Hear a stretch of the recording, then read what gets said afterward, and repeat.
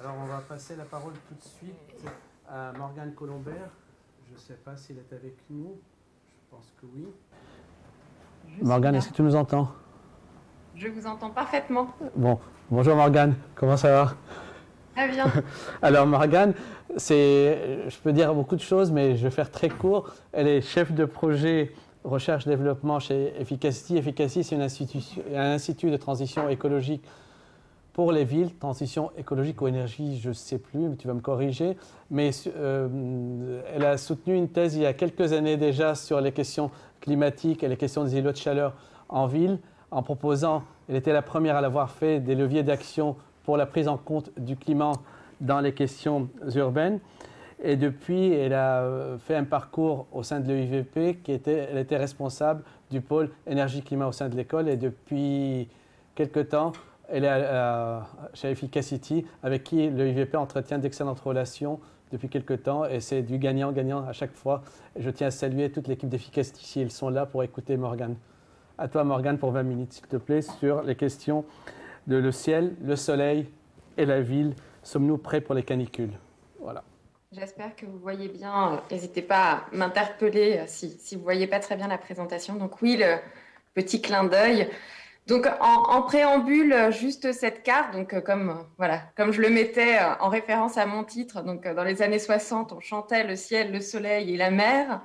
En 2002, Paris nous a amené la plage jusqu'à elle, mais 2003, canicule de 2003 avec toutes les conséquences sanitaires qui ont été observées. Et c'est vrai que pourquoi je mettais cette date de la canicule de 2003, c'est que c'est vraiment un moment qui va servir comment dire, de phénomène pour comment dire, constater en fait toute la vulnérabilité des villes en période de canicule.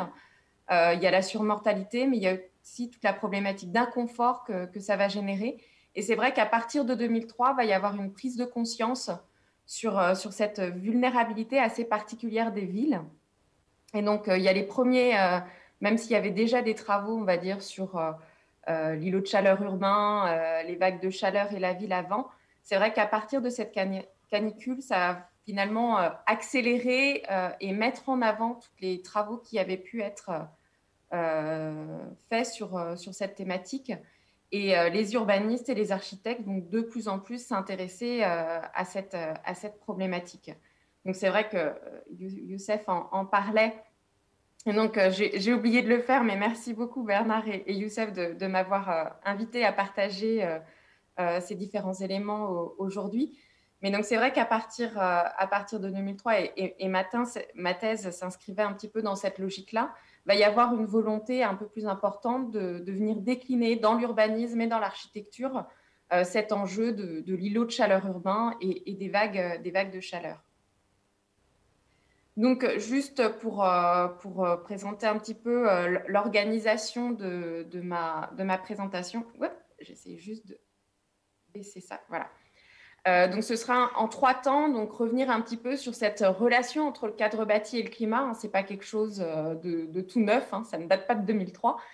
Donc, c'est une longue interaction qui finalement a été réinterrogée par différents enjeux, comme on va le voir. Deuxième point, on regardera quand même les différentes solutions de rafraîchissement urbain, les leviers d'action que l'on a à disposition. On peut faire des choses pour justement s'adapter aux vagues de chaleur, aux canicules. Et je ferai un petit focus aussi sur ce que nous a permis d'apprendre un projet de recherche qui s'appelait Ascens, qui était financé par l'ADEME, projet de recherche que j'ai mené dans le cadre donc, de mes activités de recherche à l'EIVP. Donc, cadre bâti et climat, une longue interaction interrogée donc, par de nouveaux enjeux. Donc oui, pourquoi longue interaction? C'est que finalement, si on regarde un petit peu les maisons traditionnelles et la façon dont elles sont conçues, elles sont intimement liées, donc certes, on va dire aux matériaux de construction qui étaient disponibles à proximité, mais aussi finalement pour s'adapter au climat local. Donc on voit bien que dans des zones chaudes et humides, on ne va pas du tout concevoir l'habitat de la même façon que dans une zone chaude et sèche ou dans une zone très, très froide. Donc finalement, les maisons traditionnelles sont là pour nous rappeler qu'on a toujours su concevoir en fonction du climat l'architecture.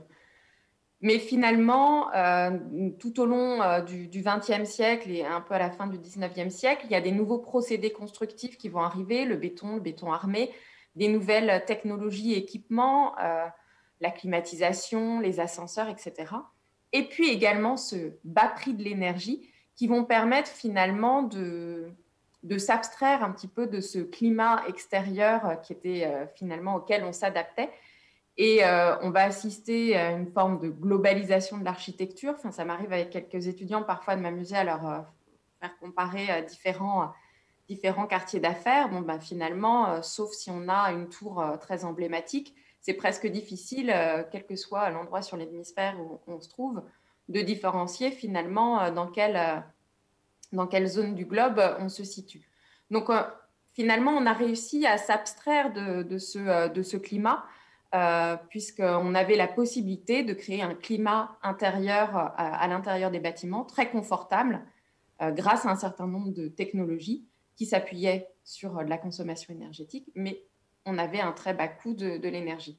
Aujourd'hui, on voit qu'il y a différents enjeux, que ce soit l'augmentation du prix de l'énergie ou encore cette question du changement climatique, qui nous amène à nous réinterroger finalement sur la façon dont on conçoit nos bâtiments, dans la façon dont on conçoit nos villes. Il y a également une spécificité urbaine, on y reviendra, c'est ce fameux îlot de chaleur urbain qui en gros se définit par cette bulle de chaleur qu'on va trouver au-dessus de la ville. Alors cet îlot de chaleur, c'est pas quelque chose d'uniforme, il va varier en fonction des saisons, il va varier entre le jour et la nuit. Donc c'est presque plus une forme d'archipel, de petits îlots qui vont être plus ou moins plus chauds que les zones environnantes. Et donc, en fonction des situations climatiques, on peut avoir des différences de température, par exemple, très importantes entre le cœur, par exemple, de Paris et les zones rurales voisines. Des différences de température, par exemple, qui pendant les nuits de la canicule de 2003 ont pu atteindre 8-10 degrés. Donc, ce sont des différences de température qui ne sont pas neutres. Par ailleurs, ce climat urbain, c'est quelque chose qui va être, cet îlot de chaleur urbain, c'est quelque chose qui va être en évolution constante. Donc, on l'a vu temporellement, c'est pas le même le jour, la nuit, c'est pas le même en fonction des différentes saisons. Mais en plus, ça va être influencé par différents processus qui évoluent sur le long terme, sur cette même échelle de temps qu'est le siècle. C'est qu'il y a le réchauffement climatique qui lui-même va venir avoir une influence sur cet îlot de chaleur urbain, puisqu'on pourrait avoir par exemple des journées qui sont favorables à la formation d'un fort îlot de chaleur urbain qui soit plus fréquemment présente avec le changement climatique. On a également donc la transformation et l'expansion de la structure d'une ville qui peut avoir une incidence assez forte. Il y aura un exemple un peu plus tard, mais donc qui peut avoir une incidence assez forte sur cet îlot de chaleur urbain. Et puis il y a aussi tout ce qui est mode de vie, évolution des technologies, donc autour de la mobilité, des biens de consommation, de la climatisation, etc., qui peut avoir aussi une incidence sur cet îlot de chaleur urbain. Donc on voit qu'on a plusieurs mécanismes de long terme qui peuvent avoir une influence assez forte sur cet îlot de chaleur urbain. Et donc là, si on regarde par exemple les perspectives en termes de risque canicule dans le siècle à venir, on s'aperçoit que quels que soient les modèles et quels que soient les scénarios, on va aller de toute façon vers une augmentation de ces canicules et surtout avec des températures qui seront plus élevées et puis en plus des durées en termes de canicules qui seront plus longues. Et par exemple, sur l'illustration à droite, on voit apparaître en rouge cette fameuse canicule de 2003. On voit que sur les projections, on risque d'avoir des canicules. Enfin, finalement, 2003 ne sera plus qu'une petite canicule par rapport à ce qui pourrait nous attendre sur le reste du siècle. Donc, les îlots de chaleur urbains, pourquoi on s'intéresse tant, on va dire, à ces îlots de chaleur urbains? Donc, c'est pas tant parce qu'il fait plus chaud en ville, c'est que finalement, ça a des impacts négatifs sur un certain nombre d'aspects. Et donc, ça a des impacts à la fois sur les besoins énergétiques et l'efficacité de la climatisation, c'est-à-dire qu'à partir de certaines températures extérieures, ben, finalement, la climatisation va être beaucoup moins efficace en termes de rendement. Et puis, ne parlons même pas de la climatisation finalement qui pourrait être un peu plus naturelle et mécanique au sein des logements. Il peut y avoir également un impact sur la pollution atmosphérique, même s'il y a toujours des recherches en cours pour voir un peu les liens plus précis qu'il y a entre ces deux phénomènes. Ça a un impact sur le confort extérieur, ça a un impact sur la santé. C'est vrai que la canicule de 2003, elle avait fait plus particulièrement ressortir cette vulnérabilité-ci. Si on reprend un petit peu le mécanisme qu'il y avait derrière, c'est que tout corps est capable finalement de supporter les fortes chaleurs, mais par contre, on a besoin d'avoir des moments où le corps va être un peu plus frais. Normalement, c'est la nuit qu'on peut avoir ces températures un petit peu plus fraîches, sauf que justement, avec le mécanisme d'îlot de chaleur urbain, on avait une baisse de température qui n'était pas très importante la nuit, et c'est notamment le fait que les corps n'aient pas pu finalement se rafraîchir le soir et la nuit, qui a provoqué principalement ces risques de surmortalité. En plus, on a eu, durant cette canicule de 2003 aussi, une pollution qui a été accrue, mais les études avaient montré que ça a été vraiment...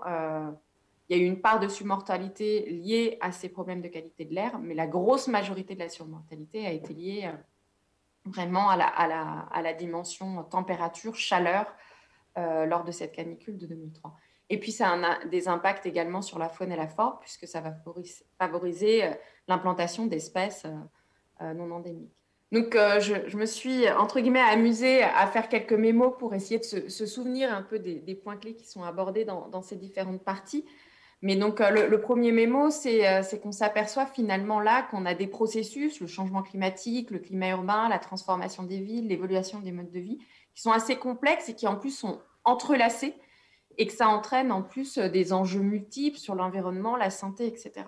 Donc, une fois qu'on a fait ce diagnostic, finalement, quelles solutions existent finalement pour nous aujourd'hui, quel levier d'action? Donc, ce qu'il faut, voilà, l'îlot de chaleur, c'est un champ de recherche qui aujourd'hui est largement investi. Il y a énormément de connaissances sur les mécanismes de formation de cet îlot de chaleur et sur les solutions qui peuvent permettre de rafraîchir la ville. Ces solutions, on peut les adresser à différentes échelles, donc de l'agglomération jusqu'au bâtiment, passant par le quartier. Il y a même aussi de nombreuses études qui commencent à s'intéresser à l'échelle PICO, entre guillemets, c'est-à-dire regarder comment des brumisateurs, donc sur des espaces vraiment très restreints, peuvent venir améliorer la notion de confort en milieu urbain. Et donc, ces différentes solutions, elles vont donc du rafraîchissement par l'eau en profondeur ou en surface, l'infrastructure verte, qui vont permettre notamment tout ce qui va être augmentation du rafraîchissement avec l'évaporation. Il va y avoir un travail pour limiter les rejets de chaleur, limiter les rejets des activités industrielles. Il va y avoir tout un travail aussi sur les infrastructures bâties, sur la morphologie urbaine, qui va favoriser plus ou moins, par exemple, la ventilation ou les ombrages et donc apports solaires. Il va y avoir tout un travail aussi sur l'isolation du bâtiment, sur la présence ou non de refroidissement actif. L'objectif étant de limiter finalement les rejets de chaleur anthropiques. Va y avoir un travail aussi à plus fine échelle sur la végétalisation des toits, des murs, des rues. On va travailler aussi sur des matériaux de voirie peut-être plus rafraîchissants ou des matériaux réfléchissants, notamment sur les toits. Donc, il y a un certain nombre d'actions aujourd'hui qui peuvent être listées et qui peuvent permettre de limiter ce réchauffement de la ville. Et en gros, si on essaye de donner quelques catégories, les grands objectifs pour diminuer cet îlot de chaleur urbain, ça va être de protéger le milieu urbain du rayonnement solaire, donc chercher à créer de l'ombrage. Ça va être de limiter le stockage de chaleur, donc on va essayer de travailler sur les propriétés radiatives, par exemple, des matériaux de construction. c'est toute la dynamique autour des matériaux dits rafraîchissants. On va essayer de limiter les rejets de chaleur, donc limiter les sources de chaleur comme les condenseurs de climatisation, les pertes de réseaux de chaleur, la circulation automobile, etc. Et puis favoriser également cette ventilation naturelle au sein des bâtiments. Et puis, une fois qu'on a finalement limité ce réchauffement, on va se chercher aussi à rafraîchir la ville, donc en apportant plus de végétalisation. C'est pour ça aujourd'hui qu'il y a aussi une forte dynamique autour de la végétalisation des villes. Favoriser la présence de l'eau et améliorer cette ventilation du milieu urbain. Donc l'ADEME, elle essaye de classer les différentes solutions aujourd'hui qui existent. Elle les classifie en solutions vertes et bleues, donc tout ce qui va être autour du végétal et de l'eau. Et c'est vrai qu'on va essayer de favoriser généralement ce type de solution qui est bénéfique en plus sur d'autres aspects. Mais il y a également tout ce qui va être solution grise, donc tout le travail qu'on peut faire sur les infrastructures urbaines, les revêtements, les mobiliers urbains, le bâtiment, le bâti. C'est vrai qu'il y a des territoires, on le verra, j'aurai un exemple sur Paris La Défense, qui vont être très contraints, avec lesquels on ne va pas forcément pouvoir mobiliser l'ensemble des solutions dites vertes et bleues. Et donc, on va aller sur des solutions qui vont peut-être être plus de l'ordre de la solution grise. Et puis, il va y avoir tout ce qui est solution douce, qui va être de travailler sur la gestion, les usages de la ville. Donc, tout ce qui va être autour des services, de la mobilité ou des bonnes de vie. L'ADEME a sorti un certain nombre de cahiers et de guides sur cette question de l'îlot de chaleur urbain qui permettent aujourd'hui de vraiment se saisir de cet enjeu et puis des solutions qui existent aujourd'hui. Alors, les solutions, on a souvent un regard sur, si on prend le cas par exemple de la ville de Paris ou de Paris et de sa région. C'est vrai qu'on pourrait se dire, on va se focaliser sur ce qui se passe dans Paris et agir vraiment sur ce qui se passe dans Paris, venir apporter plus de végétalisation, arroser les rues, etc. Mais finalement, il y avait une étude qui avait été, une simulation qui avait été menée dans le cadre du Grand Paris de l'agglomération parisienne, donc une étude qui avait été menée par le groupe Descartes avec Météo France et qui avait fait différents scénarios d'aménagement, et notamment en travaillant sur ce qui se passe autour de la ville de Paris en elle-même, et en travaillant, en amenant plus de forêts autour de Paris. Bon, là, c'était au détriment, on va dire, de territoires agricoles, et en travaillant aussi sur des matériaux plus réfléchissants. Et on s'était aperçu que finalement, en travaillant hors de Paris, on arrivait à avoir une atténuation de la température de 2 à 3 degrés au sein de Paris. Donc, ce qui se passe finalement hors les murs, entre guillemets, c'est aussi essentiel. C'est vrai qu'il y a eu un débat aussi un peu scientifique, ou en tout cas, il y a eu un papier qui est sorti l'année dernière de Matt Tilley qui s'appelait Is the Urban Thailand Intensity Relevant for Heat Mitigation Studies, donc qui se posait la question de savoir finalement si cette question de l'intensité de l'îlot de chaleur urbain, qui est cette différence de température entre la ville et sa zone rurale voisine, était vraiment pertinente quand on cherchait à réduire finalement ou à avoir un climat moins chaud en ville. Et c'est vrai que là, on s'aperçoit que cette différence d'intensité, cette diminution de température, elle peut aussi être très en lien avec ce qui se passe autour de la ville. Donc voilà, entre une zone rurale ou une forêt, on peut avoir aussi, en travaillant autour de la ville, des différences climatiques à l'intérieur même de la ville. Donc c'est cette question des échelles d'action est aussi très, très importante. Ensuite, on peut venir rechercher des lieux frais pour s'adapter à ces vagues de chaleur, mais on peut aussi venir travailler et favoriser la mise en œuvre de lieux frais dans les espaces publics. Donc ça, c'est vrai qu'on commence à le voir de plus en plus. Et finalement, l'architecture et l'urbanisme bioclimatique, donc inspirés notamment des techniques de conception ancestrales, hein, donc on voyait l'architecture traditionnelle précédemment.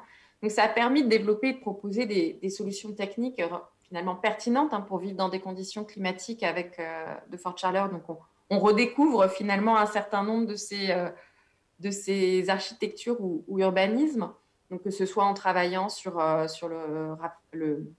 la réflexion, l'albédo, donc ces peintures blanches, en travaillant sur sur la ventilation à travers donc soit ces tours à vent, mais aussi avec l'eau, la présence de végétalisation à l'intérieur des ménidas, par exemple, que ce soit par l'ombrage. Le parasol, c'est déjà une action finalement pour pouvoir rafraîchir les espaces. Donc, on s'aperçoit là qu'on peut vraiment venir travailler aussi sur l'espace public. Le confort, c'est aussi c'est une question de thermique, mais ce n'est pas uniquement une question de thermique. Ça va venir intégrer aussi d'autres paramètres physiques que cette question de température. Et ça va dépendre aussi de l'activité de l'individu et de sa psychologie.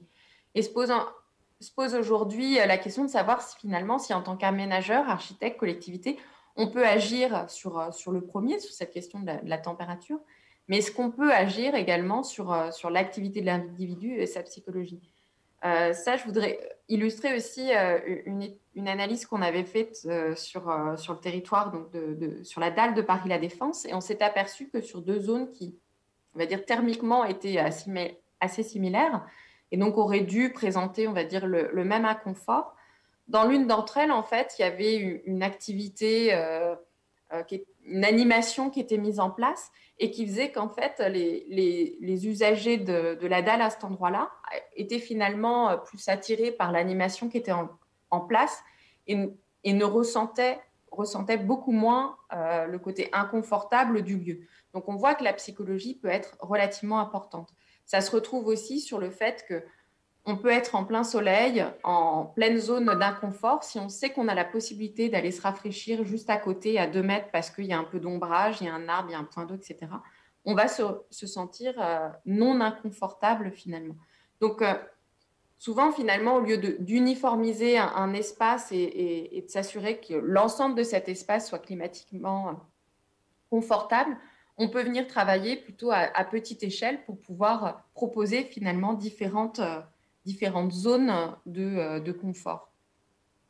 Et alors, ce que j'ai oublié de dire par rapport à la slide précédente, c'est que par rapport à l'architecture et à l'urbanisme bioclimatique, on s'aperçoit aussi qu'il y a eu un certain nombre de modifications qu'on est venu aujourd'hui apporter dans nos espaces, donc à l'intérieur des bâtiments, mais aussi dans leur conception, qui ont complètement modifié aussi les équilibres, on va dire, climatiques de ces lieux. Si je vais prendre 2 exemples.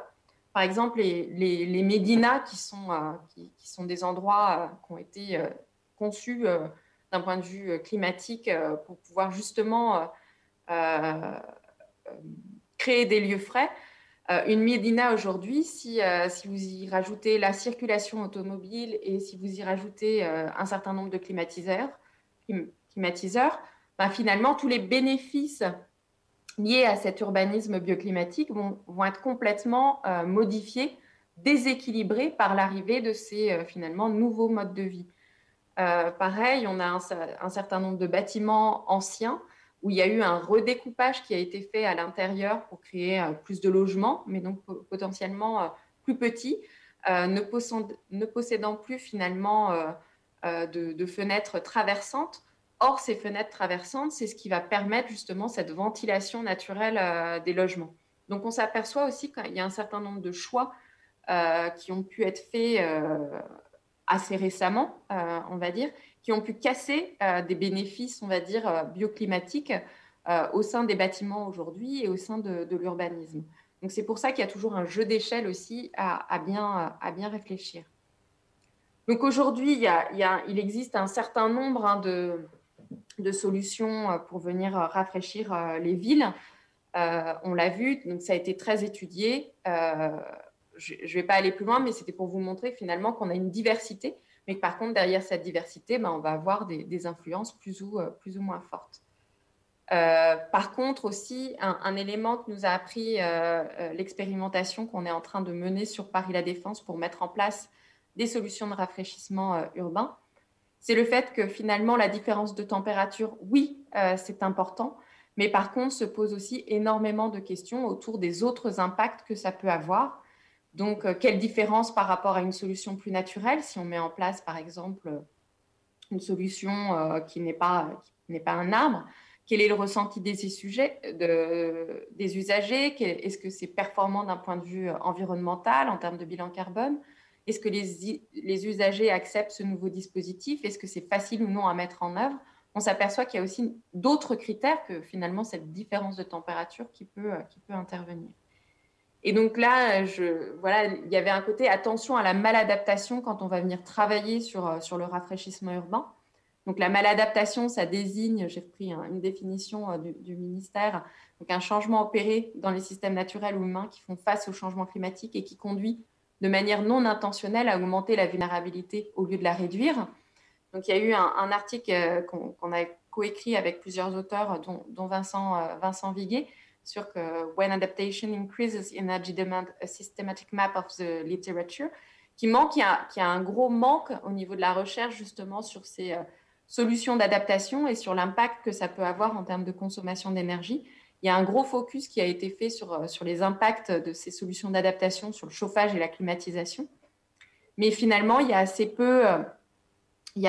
peu d'études sur d'autres solutions comme les technologies de désalinisation de l'eau, le pompage, etc. Alors que ça peut aussi avoir des impacts en termes de besoins énergétiques. Il y a peu d'études sur le pic de demande, il y a peu d'études aussi pour saisir l'impact sur les besoins énergétiques de différentes stratégies d'adaptation. Donc le mémo 2, c'est qu'une solution de rafraîchissement urbain ne va pas avoir pour seul impact la diminution locale des températures, c'est multi-impact finalement, et qu'il est nécessaire finalement d'avoir une réflexion multi-échelle pour intégrer les liens entre pico, micro, méso, et une vision écosystémique pour éviter finalement les reports d'impact sur d'autres enjeux. Je vois l'heure qui tourne et donc je ne vais pas avoir le temps de vous parler du projet de recherche à Sens, mais qui était passionnant. Donc je vais juste vous donner le mémo qui sortait de cette partie-là. C'est que finalement, toute cette connaissance scientifique et technique, elle ne suffit pas pour se mettre en action. Et cette mise en action, elle doit être pensée, organisée avec des moyens dédiés. Et c'est vrai qu'on a beaucoup plus travaillé dans le cadre de Assens sur les questions de gouvernance, c'est-à-dire qu'on avait regardé vraiment l'articulation des stratégies climat-énergie et de planification spatiale et quels étaient les leviers à disposition. Voilà. Je vous remercie et désolée pour ce temps très long. Merci Morgane, ça nous laisse le temps à une question. Je ne sais pas si Albert, tu veux poser une question ou je la pose moi, j'en ai. Voilà. Alors, Morgane, je pense que la richesse de tes approches, il y a un côté urbain très important, c'est les questions quand tu distingues les grandes échelles, l'exemple du travail sur la cité le travail du groupe Descartes sur la région Île-de-France et les mesures ponctuelles. Mais finalement, est-ce qu'il y a à un moment donné un référentiel, un guide, un outil qui a permis de regarder vraiment d'une manière assez exhaustive ou assez précise plutôt la complémentarité entre ces approches, parce qu'on ne peut pas les opposer. Il y a des approches de rafraîchissement, comme tu disais, à l'échelle Picot, mais en multipliant les approches à l'échelle Picot, on ne réduira pas l'îlot de chaleur, a priori, si je comprends bien. Ou pas?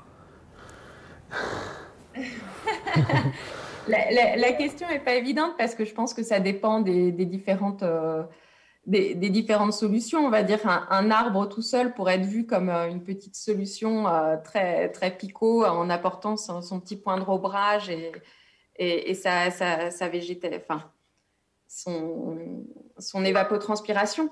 Mais par contre, c'est vrai que si on multiplie l'implantation d'arbres à l'échelle d'une ville ou de tout un territoire, là, on va avoir des effets beaucoup plus massifs. Donc, je pense que ça va énormément dépendre des solutions.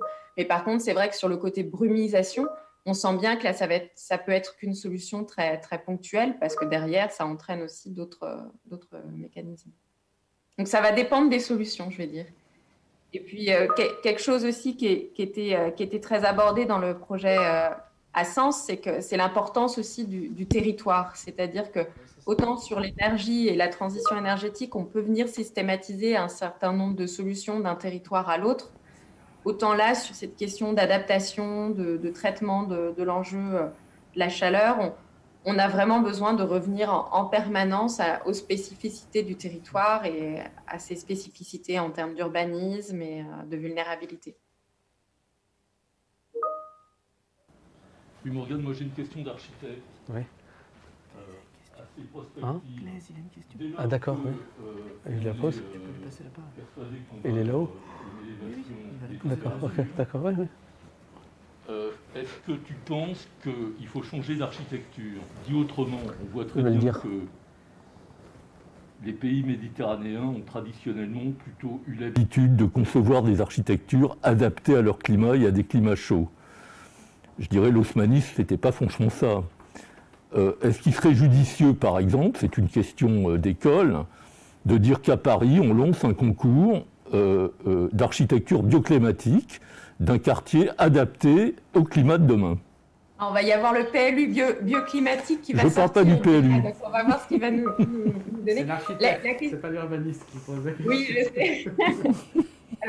La question n'est pas évidente, notamment parce que c'est ce que je disais au début, c'est que oui, traditionnellement, on a su faire, mais traditionnellement, on acceptait qu'il fasse 10 degrés dans nos cuisines l'hiver. Traditionnellement, on acceptait peut-être un petit peu plus qu'il fasse très chaud en journée. Enfin, je pense que l'acceptabilité par rapport au confort était très différente quand on a conçu ces architectures qu'on dit bioclimatiques par rapport à maintenant. Donc, toute la difficulté, c'est qu'on était sur des territoires beaucoup moins étendus et denses, on va dire, que par exemple Paris Métropole. Donc, en fait, j'ai pas la réponse. Je ne sais pas si on a la possibilité de le faire. Il y a des études par rapport notamment à la place sur la place de la climatisation qui ont montré qu'on ne peut pas faire sans climatisation dans les années à venir si on veut maintenir un certain niveau de confort à l'intérieur des bâtiments. Donc, j'ai pas la réponse à la question, mais par contre, ça m'intéresserait beaucoup que les architectes se positionnent là-dessus. Une dernière question, mais en direct, tu vas la voir par le Zoom, de Jérôme Glaise, qui est le président du conseil d'administration de l'EIVP. Jérôme, tu veux poser ta question? Bonjour, vous m'entendez? Oui, bonjour, vous m'entendez ou pas? On t'entend très bien. Vous m'entendez? Oui. C'est un peu en prolongation des questions précédentes. J'avais pensé un peu à cette question au regard de l'intervention. Il y a eu un peu un début de réponse dans votre dernier papier que vous avez publié sur la question du... moi, je pense que c'est très important de distinguer donc, les îlots de fraîcheur des lieux frais ou des îlots frais. Parce que sinon, ça génère plein de confusion et c'est important que l'îlot de fraîcheur en parallèle de l'îlot de chaleur, c'est-à-dire un espace qui génère de la chaleur naturelle, de la fraîcheur naturellement par évapotranspiration ou par d'autres mécanismes biologiques, c'est à distinguer d'un lieu qui est frais. Voilà. Ce qui pose un problème, donc, notamment, et c'est un peu la dernière question, et il faudra à tout prix travailler par rapport à ça, c'est que si on n'arrive pas à mesurer de manière systémique le fait que l'augmentation donc des climatisateurs qui ont un effet de réchauffement aussi, parce que par contre, il y a des études qui ont été faites très localisées sur le fait que si on augmente la climatisation, il n'y a pas encore un problème d'augmentation de la consommation d'énergie, il y a aussi donc que ça crée de la chaleur. Si à un moment, il n'y a pas une réflexion sur des échelles de territoire suffisamment grandes pour voir si le contre-effet n'est pas supérieur à l'effet positif de départ, on n'arrivera pas à trouver la solution aux trois questions qui ont été posées par Youssef, par Bernard, sur savoir quel type d'architecture il faut pour répondre à ce type de questions. Voilà, c'est important vraiment de bien répondre un peu donc à ce que vous avez commencé à étudier dans votre dernier papier, parce que pour moi, c'est la question essentielle aujourd'hui, c'est-à-dire est-ce qu'on a un effet rebond ou pas en changeant par rapport au choix de la technique. Sinon, si on met en place aujourd'hui des technologies qui s'avèrent demain donc entraîner une augmentation de la température, là, on a tout faux. Et on sera obligé de revenir en arrière. Alors il vaut mieux d'emblée donc de regarder ce qui a déjà été fait dans les pays méditerranéens qui ont travaillé déjà sur comment générer naturellement donc suffisamment de fraîcheur. Sinon, ça va être contre-productif et ça peut être une piste qui soit une impasse, mais on peut savoir dès aujourd'hui que c'est une impasse. Alors, il y a déjà eu un des travaux… Voilà, ma question, c'est, voilà, sur votre dernier papier, quelles sont les directions de recherche par rapport donc, à cette problématique? Alors, il y a déjà eu des recherches qui ont été appliquées d'ailleurs à Paris et la région Île-de-France sur la climatisation. Je pense qu'il y avait déjà Vincent Viguier d'ailleurs qui était dans les auteurs. Faudrait que je retrouve ce papier. Et c'était également avec Météo France qui ont regardé les impacts de la climatisation et surtout les différentes options en termes de type de climatisation. Et en effet, il est tout à fait montré que si on augmente de plus en plus la climatisation individuelle, donc qui est celle qui va rejeter le plus de chaleur, on va avoir, en plus de générer encore plus de besoins en termes de climatisation, on génère des problématiques d'inconfort de plus en plus importantes. Mais par contre, il me semble qu'ils avaient également montré que même si on n'allait pas vers des stratégies fortes en termes de climatisation, qu'on limitait cet effet négatif de la climatisation sur les logements qui, eux, ne sont pas climatisés, on allait se retrouver dans des situations de grands inconforts sur certains logements. Donc, il y a comme... Vas-y, on va dire, si on enlevait complètement la climatisation aujourd'hui à Paris, on se retrouverait dans des situations, on se retrouverait quand même dans des situations, une augmentation des situations d'inconfort dans prête à répondre rapidement à une question qui brûle la langue de Albert? Oui, rapidement, oui, excusez-moi. Merci pour votre exposé très complet, très riche. Moi, c'est la notion de vulnérabilité qui m'interroge.